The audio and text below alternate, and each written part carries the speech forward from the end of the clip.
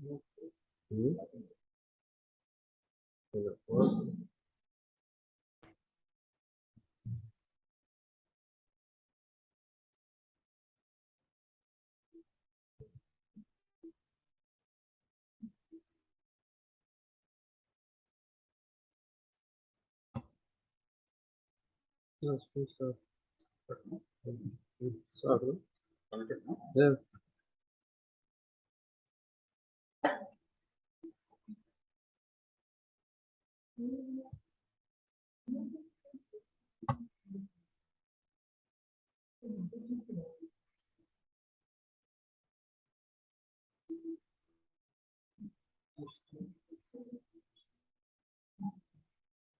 Okay, good morning.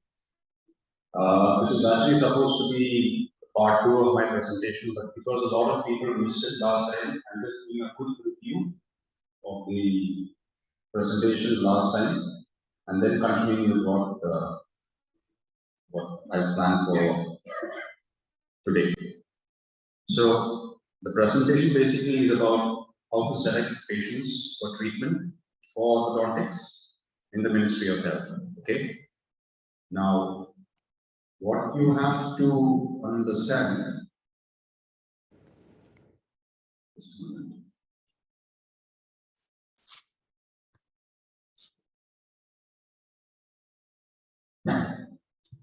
How do you remove this? Huh?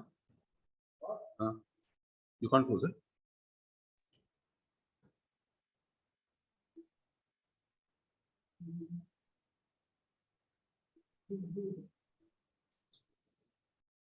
Okay, so what you have to understand is when it comes to cosmetic medical specialties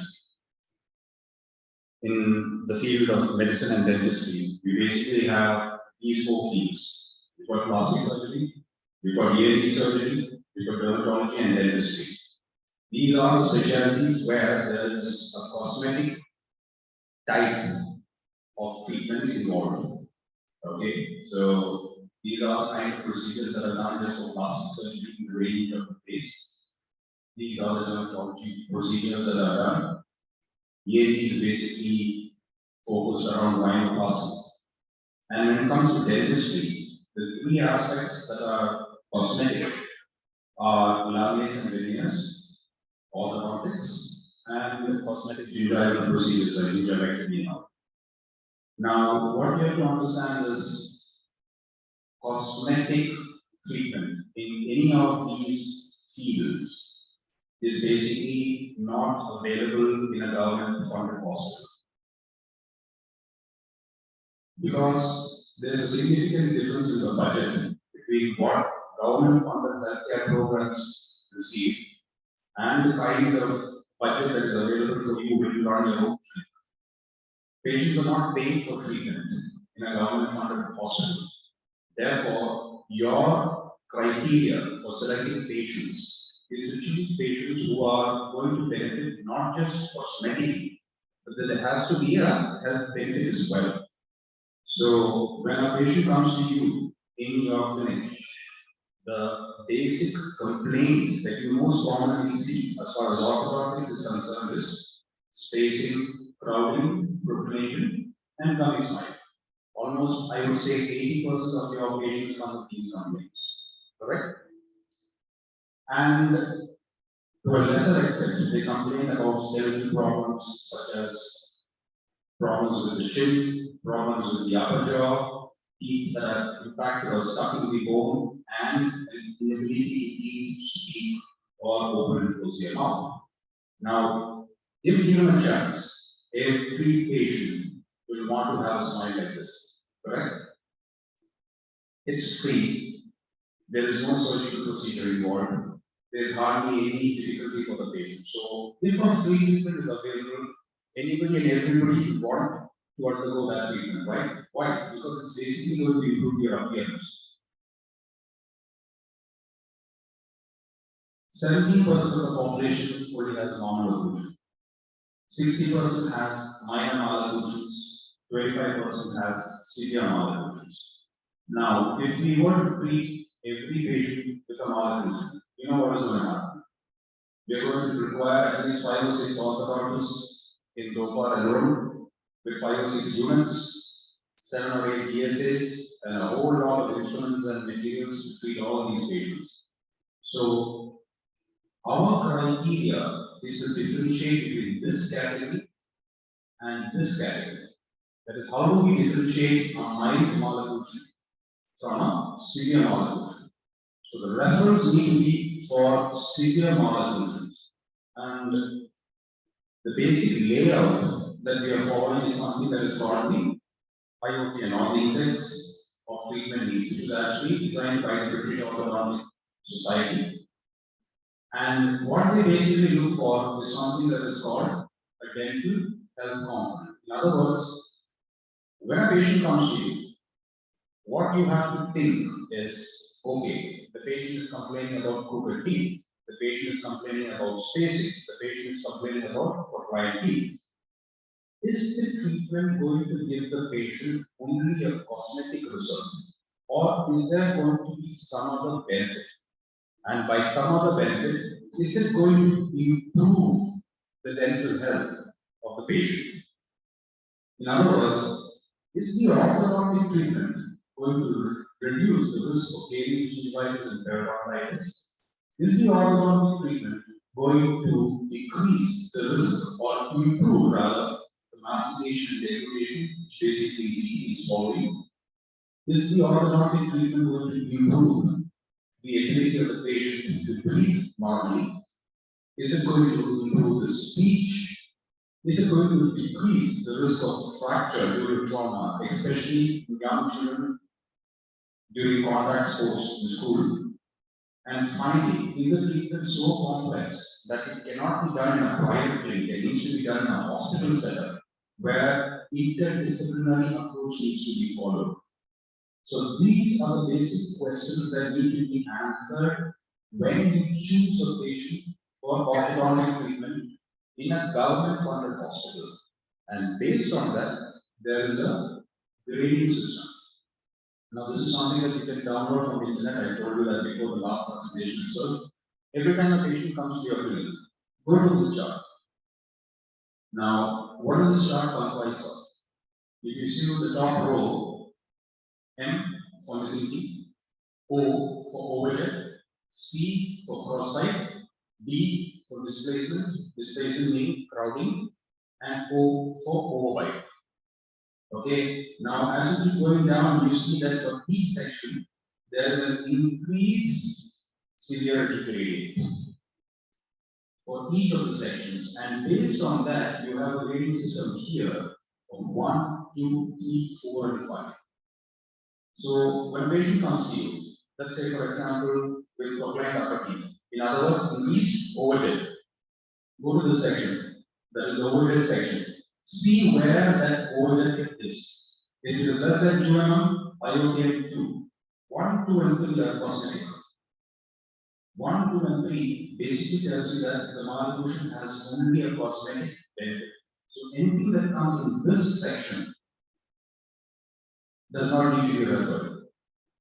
Okay? When you're talking about 4 and 5, that is basically where there is a chance of benefit to the patient that is not just cosmetic, but also improving the dental health of the patient. So when a patient comes to you, put the patient on this board. If it comes in 4 and 5, you can refer the patients to us. If it comes in 3, 2, and 1, it's as simple as that. You don't have to refer the patients to us, okay? And understand one thing, the whole point of this presentation is so that you as doctors know exactly what to do. Patients want free treatment. They are going to fight, they're going to shout, they're going to scream. The whole point of this presentation is so that you are informed about what to do in that kind of a situation. Okay, there's no reason why a patient needs to convince you why you have to refer the patient. You have to convince the patient why we are not doing some treatments and why we are doing some treatments. Okay. Now, last week itself, in spite of my presentation, I got a couple of referrals again with the same issues. Now, almost 60% of your patients are patients with crowding. Either upper crowding, lower crowding. Lower incisors crowded or upper canines out of position. Now, what you look for is quite simple. Class 1 malocclusion. In other words, when a patient has only crowding, monocclusion is class 1. There is no cross bite in the posterior region. This is basically a normal orthodontic case. So what you tell the patient, maintain oral hygiene, wait for a mature age. In other words, you normally ask the patient to wait till they finish growing and then undergo normal orthodontic treatment. So what do you look for in crowding cases? A class 1 relation with no posterior crossbite. Now, these are crowding cases where there are other problems associated as well. If you look at this case, you see that there is crowding with posterior crossbite. In other words, the crowding is not just because of a dental problem. There is a skeletal problem as well. This is crowding associated with an open bite. And this is crowding associated with a class 3 skeletal malocclusion. So when a crowding comes to you with some other malocclusion, that is indicating that the problem is skeletal, not crowding alone, crowding plus an indication for a skeletal malocclusion. You can refer the cases to us. Because in most of these cases, you're going to have to expand the arch with orthopedic devices such as this. Okay, so this is something that we do here. So you can refer these kind of cases to us. Whereas if you look at this case here, this is a normal case without any crossbite. This just requires normal extraction and orthodontic treatment. You understand?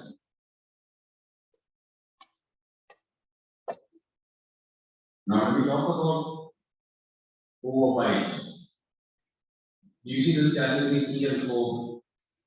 We get cases with deep bite with no trauma. So just because a patient has a deep bite, don't refer the case to us. What are we looking for in deep bite? Go one step up. We are looking for deep bite plus trauma. What do I mean by trauma? For example, this is a single tooth anterior crossbite. Where? What do you see here? You see gingival recession, right? Why is the gingival recession there? It is basically because this crossbite is causing traumatic occlusion, causing the lower anteriors to displace forward. So this is a case that needs to be corrected as soon as possible. Otherwise, what's going to happen? You're going to get recession such as this. Okay? So central incisors especially in crossbite can be referred to us as soon as possible. Okay? Now this is class 2 deep bite cases. Class 2 division 1 to be exact. Normally what happens in class 2 till 1, don't refer all class 2 till 1s to us again. When you find out that the lower incisor is putting pressure on the upper gingiva, causing recession and mobility of the upper anteriors, or if there is a risk of something like this happening, it doesn't already have to happen. If there is a risk, you can refer the cases to us. Okay, not just every class 2 till 1 case. A class 2 till 1 case by itself is a cosmetic problem. A class 2 till 1 case where the lower incisor is pressing against the palate, especially very close to the free gingival margin of the upper anteriors. That is a risky case. Okay, that's a risky situation. So these cases can be referred to us. And at the same time, when it comes to class 2 till 2, what do I mean by till 2? Because I think a lot of referrals where till 2 and till 1 are mixed up.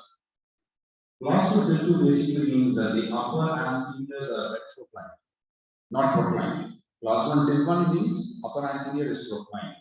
Class 2 till 2 means the upper anteriors are retroclined and the laterals are rather flared. Now, these kind of cases, in the absence of traumatic occlusion, just requires normal orthodontic. Again, what do I mean by traumatic occlusion? If the retrocline incisors are pressing against the gums, causing gingival recession, or if you feel that is going to happen, you can refer the cases to us because they need to intervene quickly.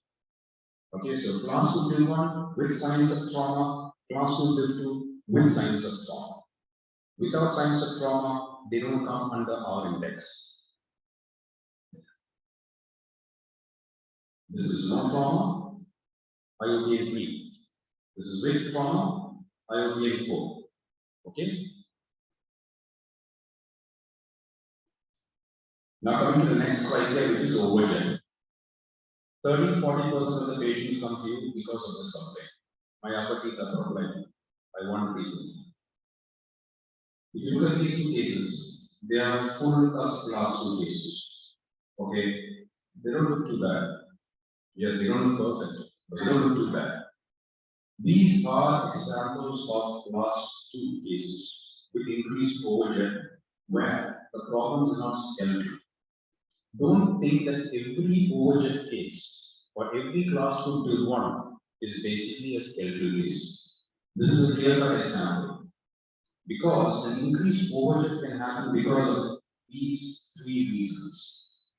When you have so when you have large teeth, 2 things can happen. One, it can crowd because there is no space for it. The other thing is it can procline. So just because there is proclination and increased overgen, it does not mean that the problem is skeletal. It can also mean that the teeth is too big for the mouth. So it tends to procline outside. So increased overgen because of dental proclination does not come under our criteria. It's a cosmetic concern. On the other hand, if that increased overgen, irrespective of whether it's a global child or an adult, is because of a skeletal problem that is either problematic maxilla or a retrographic mandible, such as what you see in this case. This is the difference between these 2 cases. This is a dental proclination case. Lips are able to come into contact, you find that the profile is almost straight, not too much of a problem. Because this patient at rest, upper incisal, the patient is unable to close the lips, you will see a definite deficiency of the chin. If you look at the intraoral findings, they look almost same, but you see the skeletal difference. So these kind of cases can be referred to as well. This is a pure dental problem. Okay? So what do you look for? You look for the overgen that is more than 6 millimeters. You know what the overgen is? It's the horizontal overlap between the upper centrals and the lower centrals. We look for a horizontal overlap of more than 6 millimeters. Not only that, and then you look for classical features of skeletal class 2, incompetent lips, at rest, that is, without the patient closing her lips or his lips, the entire incisor is exposed. You get something that is called a lip trap, where the lower lip is stuck behind the upper incisor, and you clearly notice a deficiency of the chin. And when the patient smiles, you can get something that is called a gummy smile. Okay, now, intraorally, what do you look for? This is what a classroom, this is a classroom molar revision, what you see here. This is what we call an end-on molar revision. That means it's class 2, but it's not fully class 2. And this is what we call a full class 2. Normally, when a patient comes to you with increased overhead, if this is the state, that normally tells you that the mandible is still to grow, and it might grow into a class 1. You understand? Because the mandible is still yet to come forward. When this mandible comes forward, it's going to look like this. On the other hand, if you get a patient with what we call a full class 2, such as this. So this is end on, and this is a full class 2. If you get a full class 2, that normally tells you that the patient does not have much of a growth potential because it's not going to grow and catch up. Whereas if this is the relationship, there's a very good chance that either with the functional appliance or just by normal growth, the mandible is able to grow and catch up. So these kind of cases might need only orthodontic treatment or at the most functional appliances. Cases like this most probably will require surgical intervention. So when it comes to functional appliances, depending upon which jaw is problem, you can use either devices such as this, which is headgear devices which controls the maxilla, or you use devices such as this is a tube block which controls the mandible. Depending on which jaw is problematic. And when it comes to class 3, that is the reverse overjet, don't waste your time.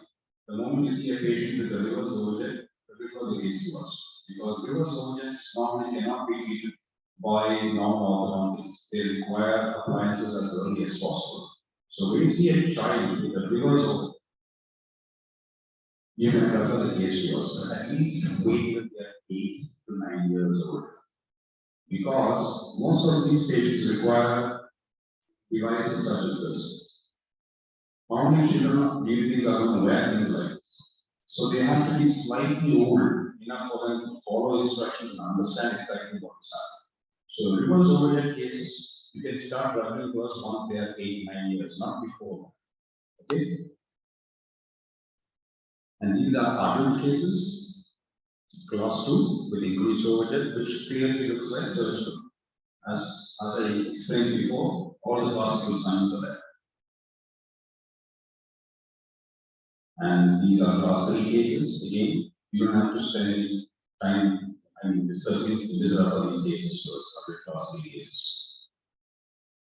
Now, when it comes to missing teeth, the most common missing teeth is lateral incisors. If the only missing teeth is the lateral incisor, there is no point in referring the case to us. The reason being that two things can be done. If the space is minimum, it can be closed orthodontically. If it is too much, what do? You have to replace that. We don't have a prosthetic department here. So there is no point in referring these pieces either way to us, because the management or the space management is done with coordination with the prosthodontist. How much space is required, what is the angulation, what is the overjet, what is the overbite required. So there is no point in referring similar cases to us. On the other hand, if you have cases that have multiple teeth missing, either syndromic children or non-syndromic children, multiple, you can refer these cases to us, basically because very soon we're going to be getting a periodontics also starting us. So there's probably something that we can work out with the periodontics. So multiple missing teeth we do manage, but single teeth missing, laterals missing, is not much we can do for the patient. Maximum number of missing cases that we get are cleft lip and palate cases. So most of our cleft lip and palate cases don't come from your health center, they come directly from the hospital. So you have to worry about cleft lip and palate. Impacted teeth also comes under our criteria. And I'm not talking about third molars. I'm talking about canines, incisors, premolars, everything other than molars. So if you suspect that the tooth is impacted, you can refer cases to us, which you do. The only thing is just make sure you're referring to us at the correct age. Don't refer a 12-year-old girl or a 13-year-old girl to back canine. You can definitely wait till they are 15 or 16 because always you can give plus 2 years than the expected time to wait for the tooth to develop. There's no point in referring a 12 or 13-year-old girl for canine infections. On the other hand, the incisors are impacted. It's a different story because non-incisor infections are associated with either cysts or ameloblastomas or odontomas, etc. So if the central incisor has not developed or lateral incisor has not developed, you can refer the cases early to us so that we can investigate to find out if it is because of another pathology, either a supernumerary or odontoma or vestibular trauma, etc.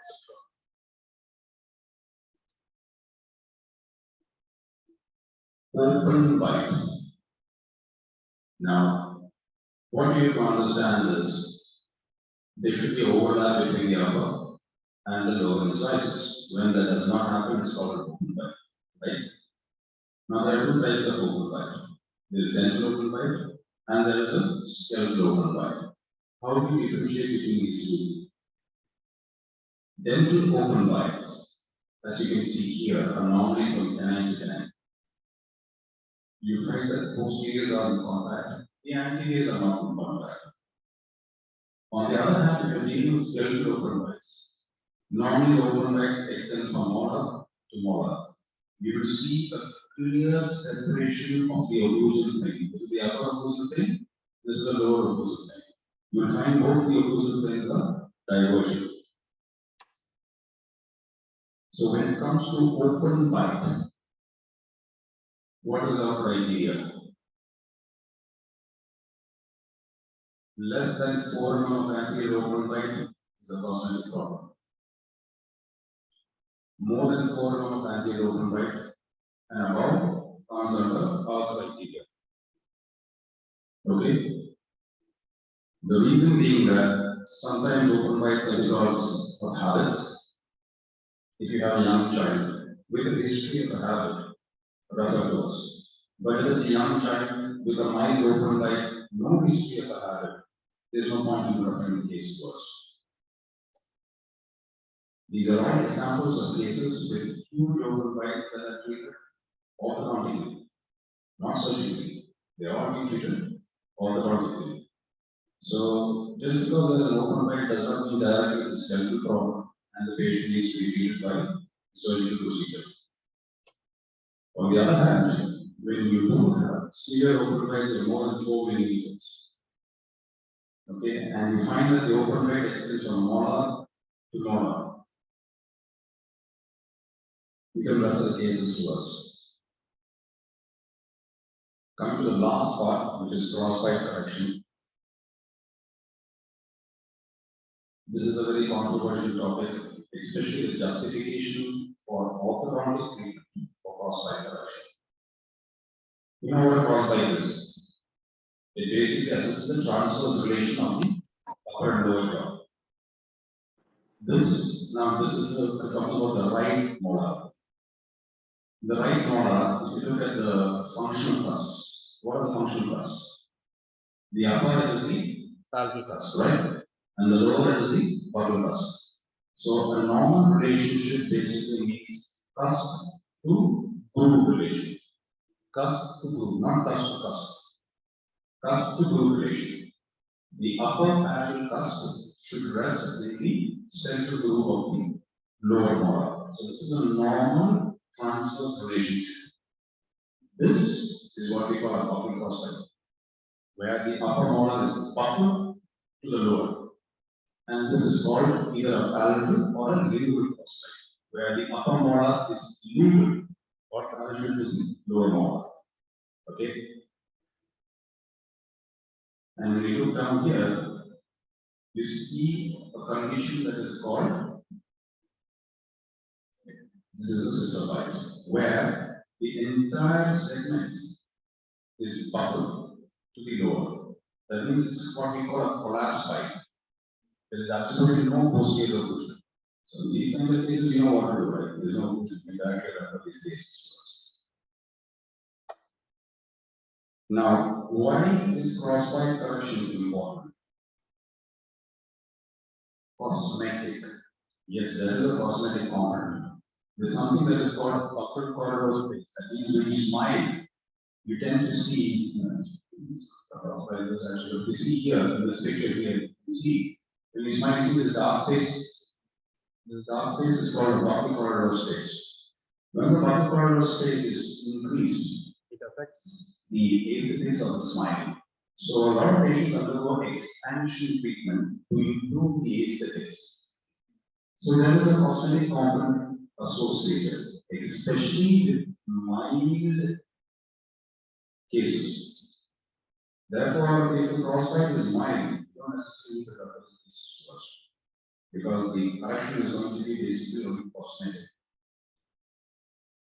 You can also expand to gain space for correction of crowding and propagation. For example, in this case, it's not just a crossbite. You see that there is crowding as well.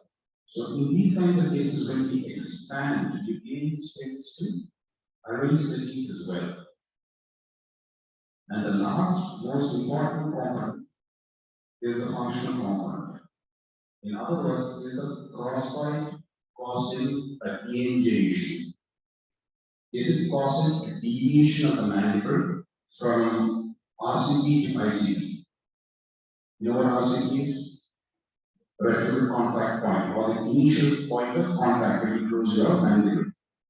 ICP is intercostal position, that is the maximum cusp. In generic terms, basically it is the difference between central relation and central occlusion.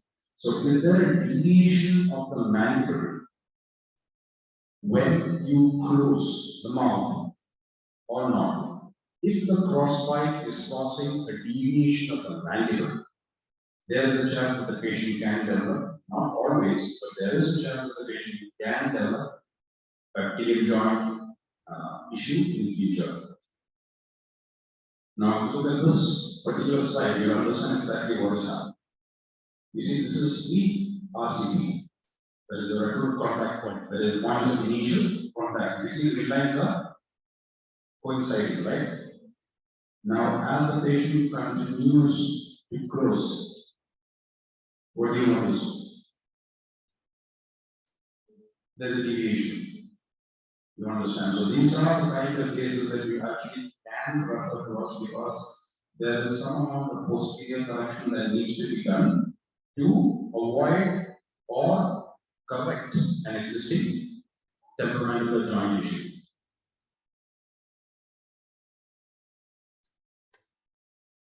So if you look at the section of crossbite with 1 mm displacement, but less than 2 mm displacement. I know it's very difficult to notice it. 1 mm displacement. So basically, the margin here is 1 mm. It's very difficult to notice a 1 mm displacement, but according to the guidelines, any crossbite with more than 1 mm, but less than 2 mm of displacement, either anterior-posterior or side to side, comes under IOTN 3. In other words, very low chance of causing temporomandibular joint problems. So, in the absence of displacement, just because a crossbite is there, does not mean that it is going to cause a temporomandibular joint pain. On the other hand, when you have more than 2 mm of displacement, there is a very high chance that it can cause, not that it should, because again, the literature is very skeptical about this as well. There are people in the community that say there is no relationship between occlusion and TMJ point, and there are people in the community say that there are a lot of correlation between malocclusion and TMJ. But from our experience, what we have noticed is in the absence of a displacement, a shift of the mandible, a crossbite is rarely associated with TM joint problems. Similar to crossbites, I get a lot of referrals for these kind of cases. Why are you referring these kind of cases to me? It's quite obvious. There's no way that you're going to be able to save this teeth. You can directly go ahead and extract these teeth. You don't need an orthodontist to extract these teeth, either on unilateral or bilateral. So if you have a tooth that is completely out of arch in the posterior region, not in the anterior region, in the posterior region, it's quite obvious. That tooth is absolutely useless. It's not going to have any function. Any alignment would require me to remove another tooth. So why don't we just remove the tooth that is out of the arch? So there's no point in referring these kinds of cases. Minor crossbites, like I mentioned, these are all minor crossbite cases. This require normal orthodontic treatment. These are all examples of minor crossbite cases that have been treated orthodontically. And this is what I was mentioning before. Unilateral posterior crossbite, one-side crossbites. Now, these are the main culprits when it comes to TMJ problem. One side, when you look, the occlusion will be normal. The other side, there's a crossbite. You know why you get normal unilateral crossbite cases? They normally happen because the manual contacts at one particular point and the manual shifts to one side, either the right or the left. If it shifts to the left, what happens? You have normal occlusion on the left, but you have crossbite on the right. If it shifts to the right, the opposite happens. So normally when you see patients with unilateral crossbite, you have to examine and try to find out, how to examine, right? How to relax the mandible, how to check for initial contact, and guide the patient into normal occlusion. Important to find out if there's a deviation. Normally, when you are dealing with unilateral crossbites, the chances are quite high. So, normal crossbites, we use normal dental expansion or orthodontic appliances. When it comes to skeletal crossbites, we use appliances that basically do surgical expansion. When it comes to cleft palate, there's nothing much to do. You can directly refer the case to us. So, to conclude, this is a form that I sent to all. It's been sent many times, but nobody uses it. This is a reference form where all the 7 classes have been highlighted. Class 1, incisive duration, what is covered under that? Skeletal anterior open bite. Class 2, overjet more than 7 millimeters. Class 2, traumatic bite. Class 3, anterior cross bite. Surgical orthodontic, what kind of cases need to be referred? Impact and syndrome patient. So to summarize, this is basically what we need here. Anything outside this realm of malocclusion does not need to be managed in a government-funded hospital care center because the benefit is only cosmetic. So this has been sent to all of you. So next time when you refer cases, don't just refer cases saying lateral outer position, molar outer position, lower anterior crowding. No. I want to see one of these diagnoses in your referral sheet. Otherwise, I will outrightly reject it and then I leave you to fight with the patient. Understood? Thank you.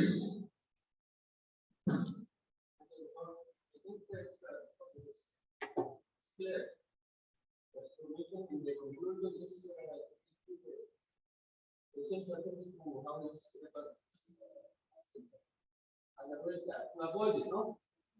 To go there and go back to you and fighting and people.